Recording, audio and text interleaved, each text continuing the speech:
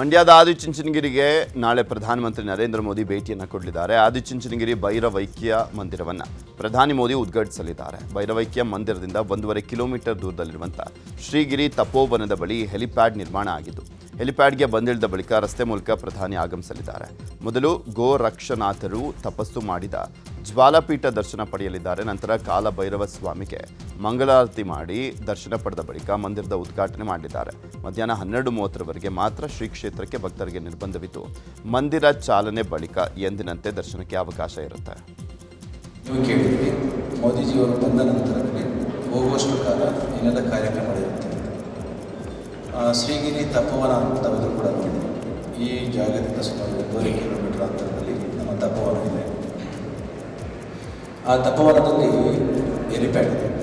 ಮೋದಿಜಿಯವರು ಬೆಂಗಳೂರಿನಿಂದ ನೇರವಾಗಿ 3 ಹೆಲಿಕಾಪ್ಟರ್ಗಳ ಮುಖಾಂತರ ಆ ಒಂದು ಫಾರ್ಮಾಲಿಟೀಸ್ನ ಅನುಸರಿಸಿ ಶ್ರೀಗಿರಿ ತಪೋವನದ ಹೆಲಿಪ್ಯಾಡ್ನಲ್ಲಿ ಬಂದು ಹಿಡಿತಾರೆ. ಗುರು ಗೋರಕ್ಷನಾಥರು ತಪಸ್ಸನ್ನು ಮಾಡಿರ್ತಕ್ಕಂಥ ಜ್ವಾಲಾಪೀಠವನ್ನು ಮಾಡಿದ್ದಾರೆ. ಜ್ವಾಲಾಪೀಠ ನಮ್ಮ ಭಕ್ತರುಗಳಿಗೆ ಒಂದು ವಿಶೇಷವಾದ ಜಾಗ. ತಪಸ್ಸಿಗೆ ಯೋಗ್ಯವಾದ ಸ್ಥಳವನ್ನು ನೋಡಿಕೊಂಡು ಬಂದಂಥ ಗೋರಕ್ಷನಾಥರು ಅಲ್ಲಿಯೇ ಕುಳಿತು ತಪಸ್ಸನ್ನು ಮಾಡಿ ಜ್ಞಾನಿಯಾದಂಥ ಒಂದು ಕ್ಷೇತ್ರ ಆಗಿರುವಂಥ ಪ್ರಾಣ ಆಗಿರುವಂಥ ಗುರುಮಂದಿರದ. ಬೆಂಗಳೂರಿನ ಟೌನ್ ಹಾಲ್ನಲ್ಲಿ ನಾರಿ ಶಕ್ತಿಗೆ ವಂದನೆ ಕಾರ್ಯಕ್ರಮ ನಡೆಯಿತು. ಕೇಂದ್ರ ಸಚಿವೆ ಶೋಭಾ ಕರಂದ್ಲಾಜೆ ಕಾರ್ಯಕ್ರಮ ಉದ್ಘಾಟಿಸಿದ್ರು. ಬಳಿಕ ಮಾತನಾಡಿರೋ ಅವರು, ಮಹಿಳೆಯರ ವಿಚಾರ ಬಂದಾಗ ಕೆಲವರ ಅಭಿಪ್ರಾಯ ಮತ್ತು ಮಾನಸಿಕತೆ ಬದಲಾಗಿದೆ ಅಂತ ಇನ್ನೂ ಕೂಡ ಅನಿಸ್ತಾ ಇಲ್ಲ. ಇಂದಿನ ಜಾಗತಿಕ ಸನ್ನಿವೇಶದಲ್ಲಿ ನಮ್ಮ ದೇಶದಲ್ಲಿ ನಿರ್ಣಯ ತೆಗೆದುಕೊಳ್ಳುವ ಸ್ಥಿತಿಯಲ್ಲಿ ಮಹಿಳೆಯರಿದ್ದಾರೆ. ದೇಶದಲ್ಲಿ ಸಂಕಷ್ಟ ಎದುರಾದಾಗಲೆಲ್ಲ ಮಹಿಳೆಯರು ದೇಶದ ಜೊತೆ ನಿಂತಿದ್ದಾರೆ ಅಂತಂದ್ರು. ಎಲ್ಲ ಕಷ್ಟಗಳ ಸಂದರ್ಭದಲ್ಲಿ ನಾವು ಸಾಥ್ ಕೊಟ್ಟವರು. ಅದು ದೇಶದ ಸ್ವಾತಂತ್ರ್ಯದ ಹೋರಾಟ ಇರ್ಬೋದು, ಅದರ ನಂತರ ನಡೆದಿರುವಂಥ ಎಮರ್ಜೆನ್ಸಿ ಇರ್ಬೋದು, ಅಥವಾ ದೇಶದ ಯಾವುದೇ ಸಂಕಷ್ಟದ ಕಾಲ ಇರ್ಬೋದು, ಈ ಮಹಿಳೆ, ದೇಶದ ಮಹಿಳೆ ಈ ದೇಶದ ಜೊತೆ ನಿಂತಿದ್ದಾಳೆ. ಈಗ ಇನ್ನೊಂದು ನಮಗೆ ಪರೀಕ್ಷೆ, ಬಹಳ ದೊಡ್ಡ ಪರೀಕ್ಷೆ, ನಿರ್ಣಯ ಪ್ರಕ್ರಿಯೆಯಲ್ಲಿ ಮಹಿಳೆ. ಇದರಲ್ಲಿ ನಾವು ಯಶಸ್ವಿ ಆಗಬೇಕು, ಯಶಸ್ವಿ ಮಾಡಬೇಕು ಅಂತೇಳಿ ಪ್ರಧಾನಿಯವರು ಶಿಕ್ಷಣದಲ್ಲಿ ನಮಗೆ ಆದ್ಯತೆ ಕೊಟ್ಟರು, ಡಿಫೆನ್ಸಲ್ಲಿ ನಮಗೆ ಆದ್ಯತೆ ಕೊಟ್ಟರು, ಆರ್ಥಿಕವಾಗಿ ನಾವು ಪ್ರಗತಿ ಆಗೋಕ್ಕೆ ಬೇರೆ ಬೇರೆ ಯೋಜನೆ ತಂದರು. ಇವತ್ತು ರಾಜಕೀಯವಾಗಿ ಇದನ್ನು ಕೊಡಲಿಕ್ಕೆ ಹೊರಟಿದ್ದಾರೆ. ಮುಂದೊಂದು ದಿನ ಕೇವಲ ಲೋಕಸಭೆಗೆ ಇದು ನಿಲ್ಲಲ್ಲ, ರಾಜ್ಯಗಳ ವಿಧಾನಸಭೆಯಲ್ಲಿ ಕೂಡ ಮಹಿಳೆಯರ ಬಿಲ್ ಆಗಬೇಕು ಅನ್ನೋದಕ್ಕೆ ನಾವೆಲ್ಲರೂ ಹೋರಾಟವನ್ನು ಮಾಡುವಂಥ, ಬೇರೆ ಬೇರೆ ರಾಜ್ಯಗಳಲ್ಲಿ ಕೂಗನ್ನು ಎಬ್ಬಿಸುವಂಥ ಒಂದು ಚರಿತ್ರಾತ್ಮಕ ನಿರ್ಣಯ ಲೋಕಸಭೆಯಲ್ಲಿ ಆಗ್ತಾ ಇದೆ. 16, 17, 18. ಇನ್ನು ಬಿಜೆಪಿ ರಾಜ್ಯಾಧ್ಯಕ್ಷ ವಿಜಯೇಂದ್ರ ಮಾತನಾಡಿ, ಮಹಿಳೆಯರಿಗೆ 33% ಮೀಸಲಾತಿ ದಶಕಗಳ ಕನಸು, ಬಡವರ ಮನೆಯ ಹೆಣ್ಣುಮಗು ಭಾಗ್ಯಲಕ್ಷ್ಮಿ ಅಂತ ಹೇಳಿದ್ದೇ ಯಡಿಯೂರಪ್ಪನವರು. ಪ್ರಧಾನಿ ಮೋದಿ ದೇಶದ ನಾರಿಶಕ್ತಿ ಮೇಲೆ ಅಚಲ ವಿಶ್ವಾಸ ಇಟ್ಟಿದ್ದಾರೆ. ಮಹಿಳೆ ಅಡುಗೆ ಮನೆಗೆ ಸೀಮಿತವಾಗಬಾರದು, ದೇಶವನ್ನು ಮುನ್ನಡೆಸಬೇಕು ಅಂತ ನಿರ್ಮಲಾ ಸೀತಾರಾಮನ್ ದಾಖಲೆಯ ಬಜೆಟ್ ಅನ್ನು ಮಂಡಿಸಿದ್ದಾರೆ ಅಂತಂದ್ರು. ಇಂದು ಆಯೋಜನೆಗೊಂಡಿರ್ತಕ್ಕಂಥ ನಾರಿ ಶಕ್ತಿ ವಂದನ ಅಧಿನಿಯಂ ದೇಶದ ಹೆಮ್ಮೆಯ ಪ್ರಧಾನಮಂತ್ರಿ ನರೇಂದ್ರ ಮೋದಿಜಿಯವರು ದೇಶದ ಮಹಿಳೆಯರಿಗೆ ಲೋಕಸಭೆ ಮತ್ತು ವಿಧಾನಸಭೆಯಲ್ಲಿ 33% ಒಂದು ರಿಸರ್ವೇಷನ್ ಅನ್ನು ಕೊಡ್ತಾ ಇರತಕ್ಕಂಥ ಶುಭ ಗಳಿಗೆನಲ್ಲಿ ವೇದಿಕೆ ಮೇಲೆ ಆಸೀನರಾಗಿರ್ತಕ್ಕಂಥ ಕೇಂದ್ರದ ಸಚಿವರು ಕುಮಾರಿ ಶೋಭಾ ಕರಂದ್ಲಾಜೆರವರೇ, ಡಾಕ್ಟರ್ ಸುಶೀಲಮ್ನವರೇ, ಡಾಕ್ಟರ್ ವಿಜಯಲಕ್ಷ್ಮಿ ದೇಶಮನೆಜಿಯವರೇ, ಶ್ರೀಮತಿ ಅಶ್ವಿನಿ ನಾಚಪ್ನವರೇ, ಶ್ರೀಮತಿ ಮಾಳವಿಕಾ ಅವಿನಾಶ್ರವರೇ, ಕುಮಾರಿ ಮಂಜುಳಾ ಅವರೇ, ಡಾಕ್ಟರ್ ಕವಿತಾರವರೇ, ಶ್ರೀಮತಿ ಶ್ವೇತಾ ರವೀಂದ್ರನಾಥ್ ಅವರೇ, ವೇದಿಕೆ ಮುಂಭಾಗದಲ್ಲಿ ಆಸೀನರಾಗಿರ್ತಕ್ಕಂಥ ಎಲ್ಲ ಶ್ರದ್ಧೆಯ ತಾಯಂದಿರೇ, ಸಹೋದರಿಯರೇ, ಆತ್ಮೀಯ ಪತ್ರಿಕಾ ಹಾಗೂ ಮಾಧ್ಯಮದ ಸ್ನೇಹಿತರೆ, ಕೇಂದ್ರ ಸರ್ಕಾರ ಮಹಿಳಾ ಮೀಸಲಾತಿ ಜಾರಿಗೊಳಿಸಲಿಕ್ಕೆ ಮುಂದಾಗಿರುವಂತಹ ಹಿನ್ನೆಲೆಯಲ್ಲಿ ಭಾರತೀಯ ಜನತಾ ಪಕ್ಷದ ಮಹಿಳಾ ಮೋರ್ಚಾ ವತಿಯಿಂದ ರ್ಯಾಲಿ ನಡೆಯಿತು. ಹುಬ್ಬಳ್ಳಿಯ ತೋಳನಕೆರೆಯಿಂದ ಆರಂಭವಾದಂಥ ರ್ಯಾಲಿಗೆ ಶಾಸಕ ಮಹೇಶ್ ತೆಂಗಿನಕಾಯಿ ಚಾಲನೆಯನ್ನು ಕೊಟ್ಟರು. ನಗರದ ಪ್ರಮುಖ ಬೀದಿಗಳಲ್ಲಿ ಸಂಚರಿಸಿದಂಥ ಬಿಜೆಪಿ ಮುಖಂಡರು ಮತ್ತು ಕಾರ್ಯಕರ್ತರು ಮಹಿಳಾ ಮೀಸಲಾತಿಯಿಂದ ಮಹಿಳಾ ಸಬಲೀಕರಣದ ಬಗ್ಗೆ ಜಾಗೃತಿಯನ್ನು ಮೂಡಿಸಿದರು. ವಾಸಸ್ಥಳಕ್ಕೆ ತುಂಬಾ ದೂರಕ್ಕೆ ಗಣತಿಗೆ ನಿಯೋಜನೆ ಮಾಡಿದ್ದಾರೆ ಅಂತ ಆರೋಪಿಸಿ ನಿನ್ನೆ ಜಿಬಿಎ ಮುಖ್ಯ ಕಚೇರಿ ಮುಂದೆ ಶಿಕ್ಷಕರು ಪ್ರತಿಭಟನೆ ಮಾಡಿದ್ರು. ನಮಗೆ ಗಣತಿಗೆ ತೆರಳೋಕೆ ಸಮಸ್ಯೆ ಆಗ್ತಿದೆ. ಈ ಬಗ್ಗೆ ಜಿಬಿಎ ಮುಖ್ಯ ಆಯುಕ್ತರ ಗಮನಕ್ಕೆ ತಂದರೂ ಪ್ರಯೋಜನ ಆಗಿಲ್ಲ. ನಮ್ಮ ವಾಸಸ್ಥಳ ಅಥವಾ ಕೆಲಸ ನಿರ್ವಹಿಸೋ ಸ್ಥಳದ ಬಳಿಯಲ್ಲೇ ಗಣತಿಗೆ ನಿಯೋಜಿಸಿ ಅಂತ ಶಿಕ್ಷಕರು ಮನವಿಯನ್ನ ಮಾಡಿಕೊಂಡ್ರು.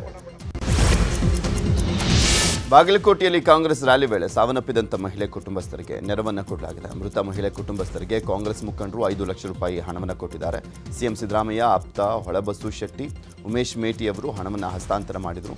ಬಾಗಲಕೋಟೆ ಉಪಚುನಾವಣೆ ಪ್ರಚಾರದ ಸಂದರ್ಭದಲ್ಲಿ ಹೃದಯಾಘಾತದಿಂದ ನವನಗರ ನಿವಾಸಿ ಫಾತಿಮಾ ಎಂಬುವರು ಮೃತಪಟ್ಟಿದ್ದರು. ಮುಂದೆ ಹೋಗ್ತಾ ಇದ್ದಂಥ ಲಾರಿ ಸಡನ್ ಯೂ ಟರ್ನ್ ತೆಗೆದುಕೊಂಡಾಗ ಹಿಂದೆ ಇದ್ದಂಥ ಬಸ್ ಅಪಘಾತ ತಪ್ಪಿಸಲಿಕ್ಕೆ ಹೋಗಿ ಹೈವೇಯಿಂದ ಜಮೀನಿನ ಒಳಗಡೆ ನುಗ್ಗಿದೆ. ಬೆಂಗಳೂರು ಗ್ರಾಮಾಂತರ ಜಿಲ್ಲೆಯ ದೇವನಹಳ್ಳಿ ತಾಲೂಕು ಮುದುಗೆರೆ ಗ್ರಾಮದ ಬಳಿ ಈ ಘಟನೆ ನಡೆದಿದೆ. ಬಸ್ ಇನ್ನೂ ಸ್ವಲ್ಪ ಮುಂದೆ ಹೋಗಿದ್ರು ಬಾವಿಯ ಒಳಗಡೆ ಮಗುಚಿ ಬೀಳ್ತಾ ಇತ್ತು. ಆದರೆ ಅದೃಷ್ಟವಶಾತ್ ದೊಡ್ಡ ದುರಂತ ತಪ್ಪಿದೆ. ಬಸ್ನಲ್ಲಿದ್ದಂಥವರು ಸಣ್ಣ ಪುಟ್ಟ ಗಾಯಗಳಿಂದ ಬಚಾವಾಗಿದ್ದಾರೆ. ಇನ್ನು ಚಾಲಕನ ನಿಯಂತ್ರಣ ತಪ್ಪಿ ಸರ್ಕಾರಿ ಬಸ್ ಪಲ್ಟಿಯಾಗಿರುವಂಥ ಘಟನೆ ವಿಜಯಪುರ ಜಿಲ್ಲೆಯ ದೇವರ ಹಿಪ್ಪರಗಿ ತಾಲೂಕಿನ ಸಾತಿಹಾಳ ಗ್ರಾಮದ ಬಳಿ ನಡೆದಿದೆ. ಅಪಘಾತದಲ್ಲಿ ಬಸ್ನಲ್ಲಿದ್ದಂಥ 20ಕ್ಕೂ ಹೆಚ್ಚು ಪ್ರಯಾಣಿಕರಿಗೆ ಸಣ್ಣ ಪುಟ್ಟ ಗಾಯಗಳಾಗಿದೆ. ಉಳಿದವರು ಪ್ರಾಣಾಪಾಯದಿಂದ ಪಾರಾಗಿದ್ದಾರೆ. ದಾವಣಗೆರೆ ಜಿಲ್ಲೆಯ ಚನ್ನಗಿರಿ ಪಟ್ಟಣದ ಹೊರವಲಯದಲ್ಲಿ ಭೀಕರ ಅಪಘಾತ ಸಂಭವಿಸಿದ ಘಟನೆಯಲ್ಲಿ ಇಬ್ಬರು ಸ್ಥಳದಲ್ಲೇ ಸಾವನ್ನಪ್ಪಿದ್ದಾರೆ. ಅತಿ ವೇಗದಲ್ಲಿ ಸಾಗ್ತಾ ಇದ್ದಂಥ ಬೈಕ್ ಖಾಸಗಿ ಬಸ್ಗೆ ಡಿಕ್ಕಿ ಹೊಡೆದಿದೆ. ಇನ್ನು ಅತಿವೇಗ ಹಾಗೂ ಅಜಾಗರೂಕತೆಯ ಚಾಲನೆಗೆ ಈ ಒಂದು ಘಟನೆ ಕಾರಣ ಅಂತ ಹೇಳಲಾಗ್ತದೆ. ಸ್ಥಳಕ್ಕೆ ಚನ್ನಗಿರಿ ಪೊಲೀಸರು ಭೇಟಿ ನೀಡಿ ಪರಿಶೀಲನೆಯನ್ನು ಮಾಡಿದರು. ಶಿವಮೊಗ್ಗದಲ್ಲಿ ಡಾಕ್ಟರ್ ಸಮೀಕ್ಷಾ ಸಾವಿಗೆ ಕಾರಣವಾದ ಹಂಸಿಣಿ ನೀರಾನೆ ಸ್ಥಿತಿ ಗಂಭೀರವಾಗಿದೆ. ತ್ಯಾವರೆಕೊಪ್ಪ ಹುಲಿ ಸಿಂಹಧಾಮದಲ್ಲಿರುವ 12 ವರ್ಷದ ಈ ನೀರಾನೆಯ ಆರೋಗ್ಯದಲ್ಲಿ ಏರುಪೇರಾಗಿದೆ. ಏಪ್ರಿಲ್ 10ರಂದು ಪಶುವೈದ್ಯರ ತಂಡ ಅರವಳಿಕೆ ಮದ್ದು ನೀಡಿ ಆರೋಗ್ಯ ತಪಾಸಣೆ ಮಾಡಿತ್ತು. ರಕ್ತ ಮತ್ತು ಇತರ ಮಾದರಿಯನ್ನು ಪ್ರಯೋಗಾಲಯಕ್ಕೆ ಕಳಿಸಿತ್ತು. ವರದಿಗಳ ಆಧಾರದ ಮೇಲೆ ಹಂಸಿಣಿಯ ಗರ್ಭಕೋಶದಲ್ಲಿ ತೀವ್ರವಾದ ಸೋಂಕು ಪತ್ತೆಯಾಗಿದ್ದು ಇದರಿಂದಲೇ ಗರ್ಭದಲ್ಲಿದ್ದ ಮರಿಯು ಮೃತಪಟ್ಟಿರಬಹುದು ಅನ್ನೋ ಶಂಕೆ ವ್ಯಕ್ತವಾಗಿದೆ. ಧಾರವಾಡದಲ್ಲಿ ಕಾಂಗ್ರೆಸ್ ಯುವ ನಾಯಕ ಫೈರೋಜ್ ಹತ್ಯೆ ಖಂಡಿಸಿ ಕ್ಯಾಂಡಲ್ ಮಾರ್ಚ್ ನಡೆಯಿತು. ನಗರದ ಜುಬಿಲಿ ವೃತ್ತದಿಂದ ಕೆಸಿಸಿ ಬ್ಯಾಂಕ್ವರೆಗೂ ಕೂಡ ಕ್ಯಾಂಡಲ್ ಮಾರ್ಚ್ ಅನ್ನು ಮಾಡಲಾಯಿತು. ಫೈರೋಜ್ ಹತ್ಯೆ ಖಂಡಿಸಿ ಕುಟುಂಬಸ್ಥರು ಹಾಗೂ ಸ್ನೇಹಿತರಿಂದ ಮೆರವಣಿಗೆಯನ್ನು ಮಾಡಲಾಯಿತು. ಕೊಲೆ ಆರೋಪಿಗಳನ್ನು ಬಂಧಿಸಿ ಶೀಘ್ರವೇ ಶಿಕ್ಷೆ ವಿಧಿಸುವಂತೆ ಒತ್ತಾಯವನ್ನು ಮಾಡಲಾಯಿತು. ಅಂಜುಮನ್ ಅಧ್ಯಕ್ಷನ ಮೇಲೆ ಕುಟುಂಬಸ್ಥರು ಆರೋಪ ಮಾಡ್ತಾ ಇತ್ತು. ಜಸ್ಟಿಸ್ ಫಾರ್ ಫೈರೋಜ್ ಪಠಾಣ್ ಅಂತ ಘೋಷಣೆಯನ್ನು ಕೂಗಿದ್ರು. ಕ್ಯಾಂಡಲ್ ಮಾರ್ಚ್ಗೆ ಪೊಲೀಸರು ಬಿಗಿ ಭದ್ರತೆಯನ್ನು ಕೊಟ್ಟಿದ್ದರು. ಫೈರೋಜ್ ಮತ್ತು ಇಸ್ಮಾಯಿಲ್ ತಮಟಗಾರ್ ನಡುವಿನ ಸಂಭಾಷಣೆ ಆಡಿಯೋವನ್ನು ಕುಟುಂಬಸ್ಥರು ವೈರಲ್ ಮಾಡಿದ್ದಾರೆ. ವಿನಯ್ ಕುಲಕರ್ಣಿ ಮಗಳ ಹೆಸರು ಆಡಿಯೋದಲ್ಲಿ ತಮಟಗಾರ್ ಪ್ರಸ್ತಾಪವನ್ನು ಮಾಡಿದ್ದು ಕೂಡಲೇ ಇಸ್ಮಾಯಿಲ್ ತಮಟಗಾರ್ ವಿಚಾರಣೆ ನಡೆಸುವಂತೆ ಆಗ್ರಹಿಸಿದ್ದು ಈ ಒಂದು ಪ್ರಕರಣವನ್ನು ಸಿಬಿಐಗೆ ವಹಿಸುವಂತೆ ಪಟ್ಟನ್ನು ಹಿಡಿದಿದ್ದಾರೆ. ಬೆಂಗಳೂರಿನಲ್ಲಿ ಕ್ಲೋಸ್ ಆಗಿದ್ದಂಥ ಬಾರ್ ಶೆಟರ್ ಬಡಿದು ಎಣ್ಣೆಗಾಗಿ ಗಲಾಟೆ ಮಾಡಿರುವಂಥ ಘಟನೆ ನಡೆದಿದೆ.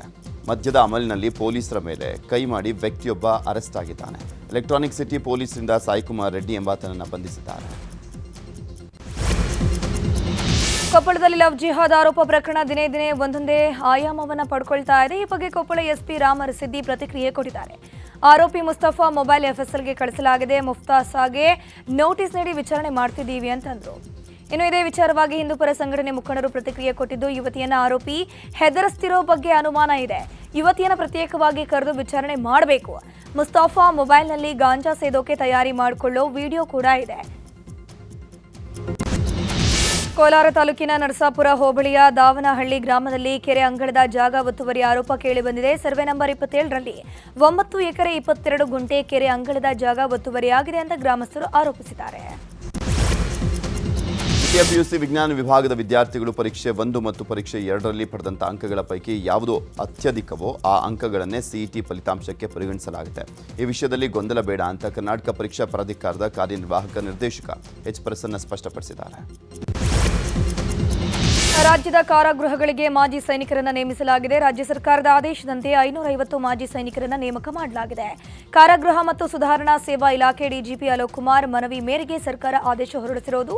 ಕಾರಾಗೃಹ ಇಲಾಖೆ ವೀಕ್ಷಕರ ನೇಮಕಾತಿ ಸಂಪೂರ್ಣಗೊಳ್ಳುವವರೆಗೂ ತಾತ್ಕಾಲಿಕವಾಗಿ 550 ಮಂದಿ ಮಾಜಿ ಸೈನಿಕರನ್ನ ನೇಮಿಸಿದ್ದು, ಪರಪನಗ್ರಹಾರ ಕೇಂದ್ರ ಕಾರಾಗೃಹಕ್ಕೆ 250 ಮಂದಿಯನ್ನ ನೇಮಕ ಮಾಡಲಾಗಿದೆ. ಮನೆಯಲ್ಲಿ ಆಕಸ್ಮಿಕವಾಗಿ ಅಗ್ನಿ ಅವಘಡ ಸಂಭವಿಸಿ ಓರ್ವ ವ್ಯಕ್ತಿ ಗಾಯಗೊಂಡಿದ್ದಾನೆ. ಬೆಂಗಳೂರು ನಗರ ಬೆನ್ನಿಗಾನಹಳ್ಳಿಯಲ್ಲಿ ಈ ಘಟನೆ ನಡೆದಿದ್ದು, ಮನೆಯಲ್ಲಿದ್ದಂಥ ವಸ್ತುಗಳೆಲ್ಲ ಸುಟ್ಟು ಭಸ್ಮವಾಗಿದೆ. ಕರ್ನಾಟಕ ಕಾರ್ಯನಿರತ ಪತ್ರಕರ್ತರ ಸಂಘದಿಂದ ಪ್ರತಿ ವರ್ಷ ಕೊಡಮಾಡುವಂತಹ ಪ್ರತಿಷ್ಠಿತ ಸಾಮಾಜಿಕ ಅಭಿವೃದ್ಧಿ ಮಾನವೀಯ ಪ್ರಶಸ್ತಿ ನ್ಯೂಸ್ 18ನ ವಿಶೇಷ ಪ್ರತಿನಿಧಿ ಹೆಬ್ಬಾಕ ತಿಮ್ಮೇಗೌಡಗೆ ಲಭಿಸಿದೆ.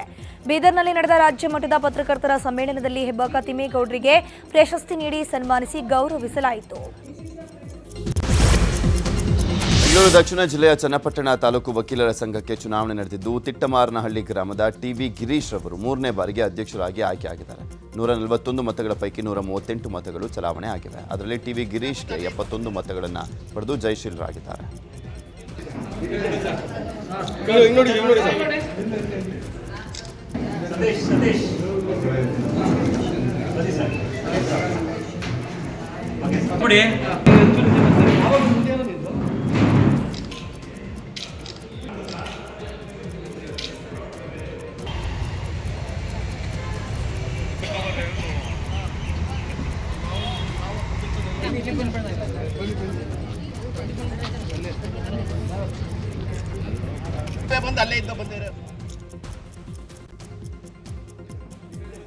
ಬೆಂಗಳೂರು ದಕ್ಷಿಣ ಜಿಲ್ಲೆಯ ಚನ್ನಪಟ್ಟಣ ತಾಲೂಕು ವಕೀಲರ ಸಂಘಕ್ಕೆ ಚುನಾವಣೆ ಆಗಿದ್ದು, ತಿಟ್ಟಮಾರನಹಳ್ಳಿ ಗ್ರಾಮದ ಗಿರೀಶ್ 3ನೇ ಬಾರಿಗೆ ಅಧ್ಯಕ್ಷರಾಗಿ ಆಯ್ಕೆಯಾಗಿದ್ದಾರೆ.